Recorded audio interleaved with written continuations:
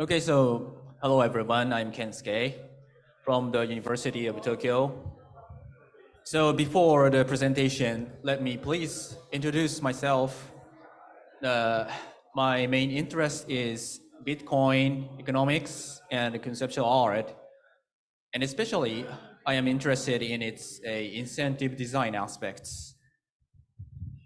So 2 years ago, I got a PhD degree, and now I am project researcher in the endowed chair for blockchain innovation, which is in the University of Tokyo. So today, as a design supporter, I want to show you two things. The first one is a proposed reward system for open review and open access. And the second one is just showing my opinion that the importance of making decentralization and expertise compatible. Okay, so the first one, this is the explanation of my previous research paper, reward system for open review and open access. Why is this issue important? That maybe today the audience, many audience know much about the academia and academia's problem, and that to solve the publication and the peer review. Now there are several projects for a open review and open access. For example, this slide is about archive preprint server. This is open access. And maybe open review is not so famous compared to archive, but this is everyone can put a comment or participate in the peer review process for a submitted paper. But these services are actually volunteer based. I mean, the researchers who submitted the paper, this process cannot make money. And also peer review, this is also volunteer. So this means the players, researchers implicitly assumed to be paid outside the system. For example, from the university or from the research institute. So this is, this is not open for all people. So I'd like to change the system by proposing the reward system as an incentive for decentralized autonomous consensus building. Specifically, my proposal has three components. The first component is a citation graph. And this is a source of various quantitative measures for intellectual product quality to evaluate the intellectual product's quality. It's like an academic paper, patents, or web pages. So even now, the citation is a kind of a useful source to evaluate the quality of the paper. This is a screenshot of my Google Scholar page, and in the Google Scholar page, there is several metrics using the citation. And the second component is random walks and graphs. So this is a method to compute the importance of each node by using the entire network structure. So the random walks and graphs have a lot of algorithms, but in my proposal, I used the personalized PageRank algorithm because this algorithm can cover both centrality and similarity. Interestingly, it means it can pick up an influential paper which is in a similar field. And the third component is a peer prediction method. I think this is not so famous compared to the citation graph or random walks on graphs, but this is a game theoretic mechanism to elicit truthful information. for problems with no ground truth. This image is a rough structure of peer prediction method. The peer prediction method, there is a task, and the task emits a signal, and the peers receive a signal and reports the signal. But in this case, the peers can take any strategies. For example, always report true signals, or sometimes say wrong signals, or always report different signals, and so on. Anyway, the peer prediction method gather the elicited report and compute the amount of reward to each peer. The purpose of peer prediction method is to give maximized expected rewards to each peer if the peer always report the true signals. The peer prediction method has a lot of algorithms, but in my proposal, I adopted multitask peer prediction. This is proposed by Dasgupta and Walsh because it's very simple and it can achieve a strong solution concept. Here, let me shortly explain what's the multitask peer prediction by Dasgupta and Walsh. Actually, it's quite simple. There is two researchers, I and J. They each review several papers, and they report only two signals, accept or reject. And if I and J report the same paper, that they can get a reward according to this equation. The equation has two terms, reward terms and a penalty term. And the reward term, it's very simple. Just compare the I's report and J's report to the paper, and the reward is computed according to the Kronecker delta. So if I say accept and J say accept, then the reward term becomes 1. Or reject, this is also a reward 1. But if I and J's opinion is different, the reward term becomes 0. The penalty term is also uses Kronecker delta, but the content is a little bit different. Not I's report, J's report to the overlapped paper, but the penalty term uses I's previous report, randomly picked up one previous report, and J's as well. The randomly picked up J's previous report, and then compare the results. So this is very simple, but actually the mechanisms can give you a good situation. It means that it can give a maximized expected reward if I and J always report the true signals. Okay, so now I will show you how I combine these three components. So first of all, let's consider a citation graph with nodes. But here, we assume a simplification. The nodes of the graph is individuals, peers, and academic papers. So this is a one-to-one correspondence. Okay, now, so if one academic paper is submitted to the system, which points A and B, then the personalized PageRank algorithm statistically select given number of nodes as reviewers. In this case, 3, and CDE is chosen as a reviewer. And then reviewers evaluate a case proposal by binary signals. I mean, accept or reject. And C, D, E can receive reward token. The amount is computed by the multitask peer prediction. Oh, okay. So, and the case proposal, this will be accepted if the number of accept exceeds a given threshold.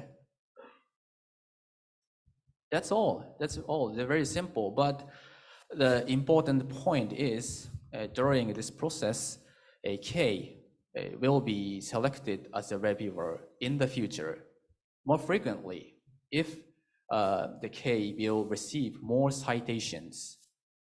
So it means K can increase their opportunity to obtain reward token if they will gather more citations in the future. So this is an incentive to submit a high quality academic paper and keep it open. That's the core point of my proposal.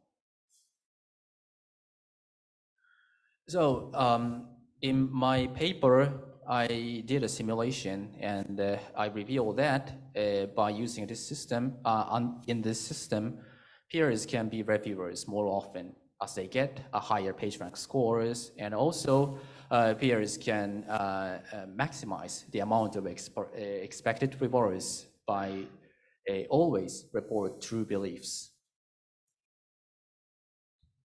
Okay, so that's the main result of my proposal. But of course, this is not perfect. As I said, I assumed individuals, peers, academic papers, they are all one-to-one correspondence. This is very strong simplification as a decentralized protocol, because I need to consider the possibility of Sybil attack and spamming, but this simplification omits these risks. And also, my proposal implicitly assumes that the peers aim to maximize the total amount of expected rewards. But reward token is just a reward token. Now, it has no utility. So I need to consider the additional mechanism to give the market price into the reward token, and also to stabilize the market price of the reward token, just like the difficulty adjustment of the Bitcoin protocol. And also maybe I need to address incentive outside of the system, like plagiarism. Anyway, my proposal is the reward system for open review and open access, which has three components. And the core point is the rewards are not directly from academic papers, but indirectly from future peer review. Okay, and furthermore, I want to say that this model deals with a very important and critical problem, which is how we can make decentralization and expertise compatible. So next, let me shortly explain my opinion, the importance of making a decentralization and expertise compatible. I think this is important because even in decentralized science, we need to consider some mechanism for consensus building. In other words, we need to evaluate the quality of the submitted paper or submitted ideas by some method in the peer review or in the funding. But this is very, how can I say it? I think there is a kind of contradiction between decentralization and science, because science requires expertise for quality evaluation. So in current academia, the peer reviewers or evaluators need to understand the accumulated context of the research field, because research or academia is very high context world. And also in the peer review process, the opinion of the experts should be weighted. But on the other hand, if we pursue the decentralization, we need to be open for everyone, or we need to welcome everyone. This is a kind of contradiction, I think. So this is very important problem, and I think the design needs more discussion on the norm of consensus building. What is a good consensus building? How to make a balance, decentralization and expertise. This is, I think this is one of the critical problems for design. So can we solve the problems? I'm not sure actually, but it's very important to keep considering and to keep proposing something. My proposal is just one idea. This is not perfect, but I proposed one idea. And at least I think the important point is interdisciplinary mind, because the Bitcoin protocol is also an interdisciplinary products.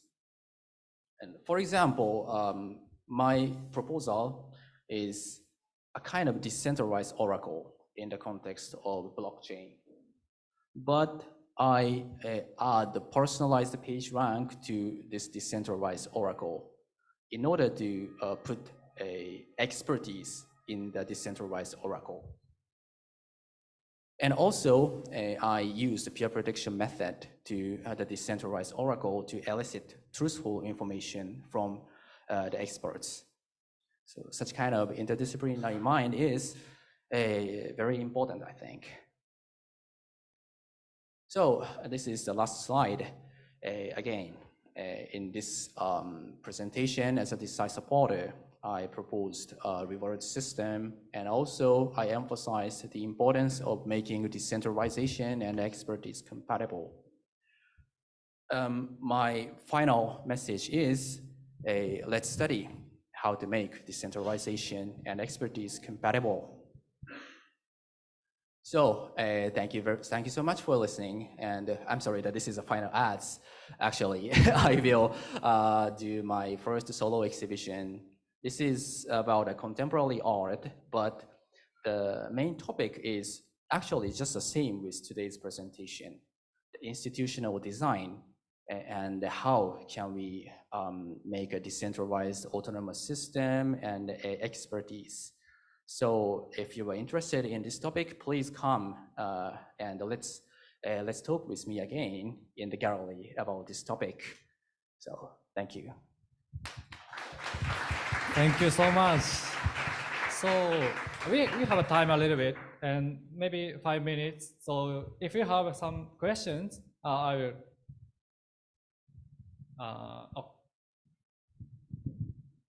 Hi, I'm Rashmi. So I had one of the thought when you said like, oh, how do we map expertise with voting and voter rights, right? So one of the simplest way we could do that was that have a form and like have a Google form or something like that. Maybe ask them questions like, okay, what is the work that you've done and what do you think about this and some stuff like that. Based on the answers that they give, we can like some gauge domain expertise, and also we can hear academic profiles again come into handy, that hey, if someone has an academic profile proving some reputation or stuff like that, then they can automatically get in, or maybe be some good bias towards that. What do you think about this? Have you thought about this before? Because it's too simple. So. Okay, thank you. Well, I think it's one approach, but I think by using such kind of method, there may be a centralized authority to decide the quality of to how can I say it, to evaluate the expertise of the applicants. So if possible, I'd like to consider more centralized and autonomous mechanism, and that's why I just focus on the citation relationships to evaluate the expertise of the peers. But of course, your approach is practical and possibility. Yeah. On that, yeah, it might not be decentralized, but maybe if they're a DAO or if they're a community or a society, this might be another task to the job description, that like, hey, say this is the applicant, what do you think about this, do you approve or do you not? But that might be a bit decentralized, so that we can like eliminate a bit of bias from a central authority, or like only a few people making decisions. But yeah, that's something to consider about. I agree on that. Okay, thank you for answering. Yes.